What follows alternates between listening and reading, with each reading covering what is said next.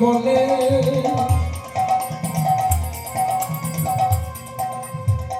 দেবকীর স্তন দুগ্ধ এক পদ্মা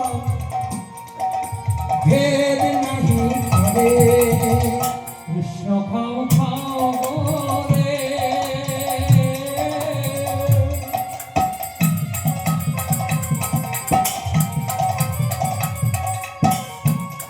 আমার মা দেবকী বলে নিতাই গৌর হরি হরি বল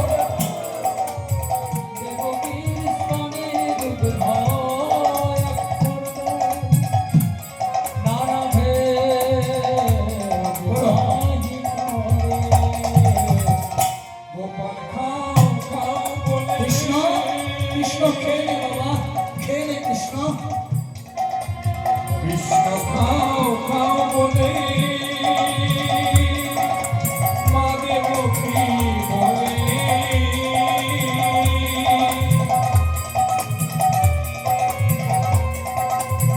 দেবকীর স্তন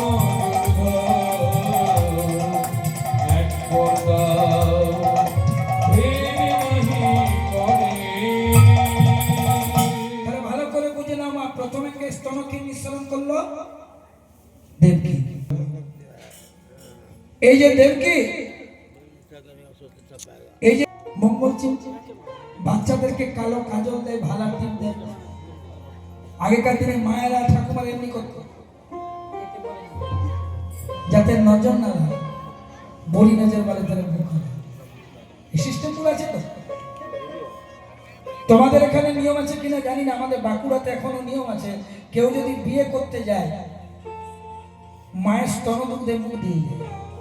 আমাদের ওখানে নিয়ম আছে, এখানে নেই তো।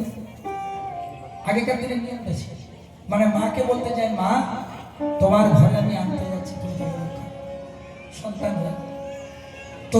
কই কই করলো কি, রামের মা কৌশলে রামকে এক বাটি দুগ্ধ পান করতে দিয়েছিল বনে যাওয়ার সময়। কই কই রামের মুখের থেকে দুধের বাটিটাকে